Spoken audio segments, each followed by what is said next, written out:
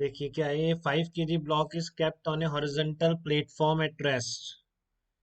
T equal to 0, platform starts moving with constant acceleration of 1 meter per second square.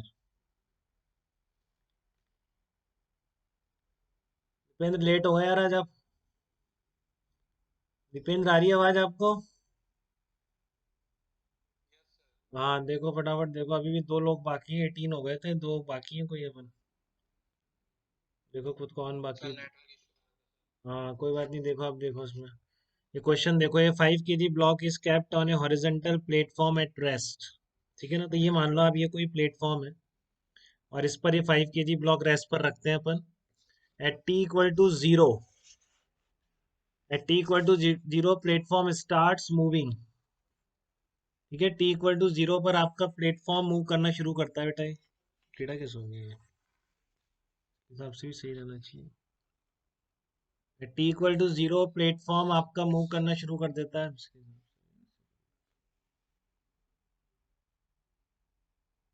ठीक है, T equal to zero पर platform की acceleration कितना देते हैं आप इसको, 1 मीटर पर सेकेंड स्क्वायर एक्सलरेशन है.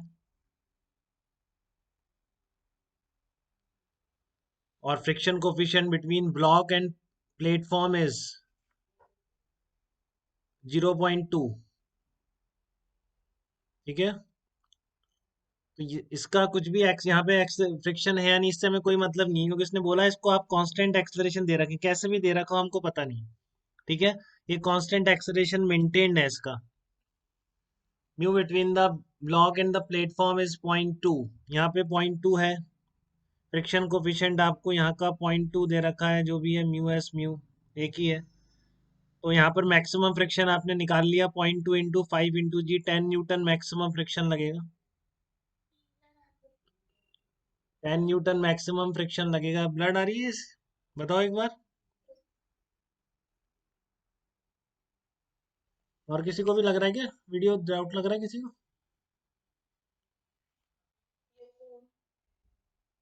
तो देखो सबका सही हो जाए शायद. हम्म. अब क्लियर है आपको?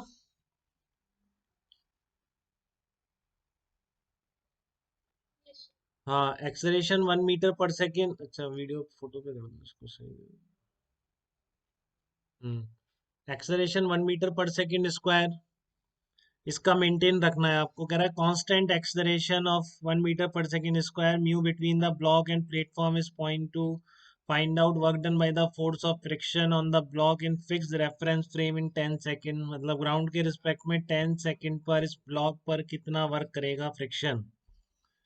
ठीक है, पहले तो ये बताओ फ्रिक्शन कितना लगेगा.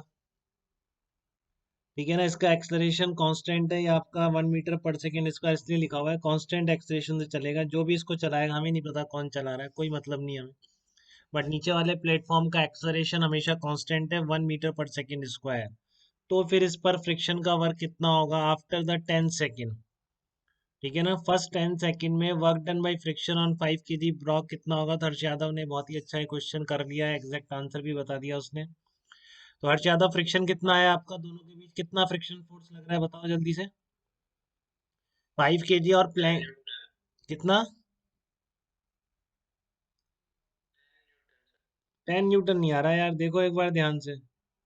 10 न्यूटन तो मैक्सिमम पॉसिबल है, ये कुछ गड़बड़ करी है आपने. 10 न्यूटन तो मैक्सिमम पॉसिबल फ्रिक्शनल फोर्स है. फ्रिक्शन हमेशा मैक्सिमम पॉसिबल थोड़ी नहीं लगता है, जितनी जरूरत होती है उसके अकॉर्डिंग लगता है वो. ये बात हुई थी अपनी. मैंने तो नहीं कहा आपको हमेशा म्यू एम जी लगा दो. हो सकता है वहां पे स्टैटिक फ्रिक्शन हो. स्टैटिक फ्रिक्शन से ही, फ्रिक्शन की कम वैल्यू से भी दोनों सरफेसेस साथ में रह सकती हैं, तो फ्रिक्शन ज्यादा क्यों लगेगा.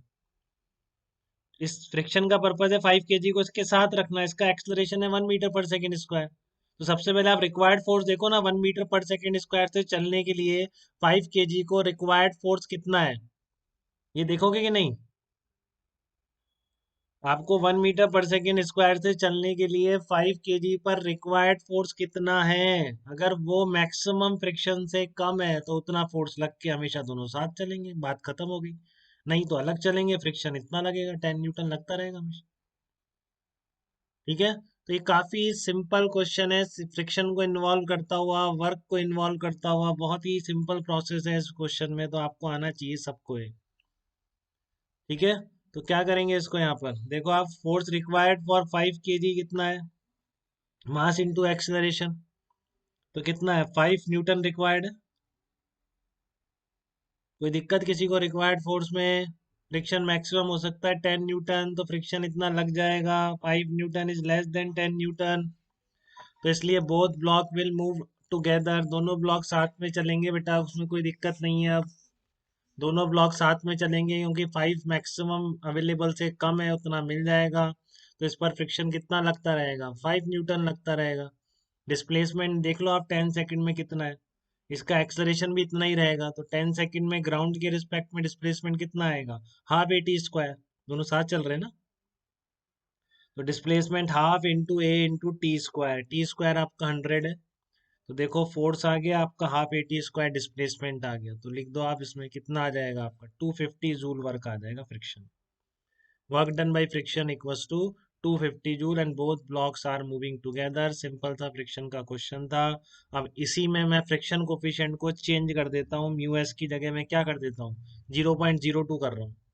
ठीक है, सेम क्वेश्चन है वही, नीचे वाले का ए नॉट मेंटेन्ड है, ऊपर 5 kg रखा हुआ है। देखिए आप एक बार क्या कहना चाह रहा हूँ मैं आपसे, सेम क्वेश्चन है बिल्कुल, बट फ्रिक्शन कोफिशिएंट ये आपका ए नॉट मेंटेन्ड है 1 मीटर पर सेकेंड स्क्वायर, और आपका ये 5 kg है, और यहाँ पर फ्रिक्शन कोफिशिएंट आपने 0.2 की जगह 0.02 कर दिया है। फ्रिक्शन कोफिशिएंट आपने 0.2 की जगह, जो पहले 0.2 हुआ करता था, उसकी जगह मैंने 0.02 फ्रिक्शन कोफिशिएंट कर दिया है यहाँ पर।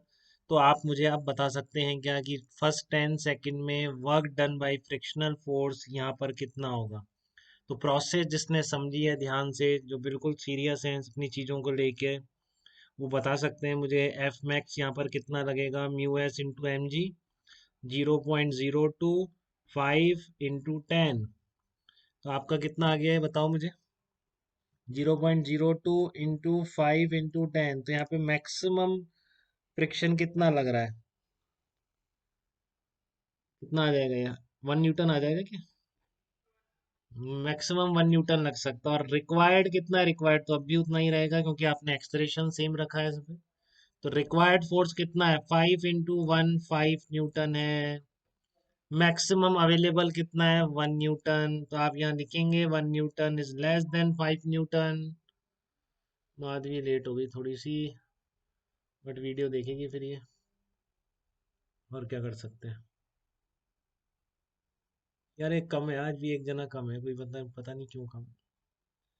तो 1 newton is less than 5 newton आ रहा है आपका, 1 newton is less than 5 newton, तो इससे आप क्या बोलेंगे, hence both block, hence both blocks will not move together, will not move together, तो बच्चे बच्चे के बात समझ में आ रही है इसमें, विल नॉट मूव टुगेदर। ठीक है ना, कि मैं क्या कहना चाह रहा हूँ, क्योंकि बहुत मैंने आपको बताई है ये सब चीजें। 1 newton is less than 5 Newton, दोनों ब्लॉक अलग हो जाएंगे, तो आप वर्क डन निकाल दो, फ्रिक्शन कितना लगता रहेगा, 1 न्यूटन लगता रहेगा।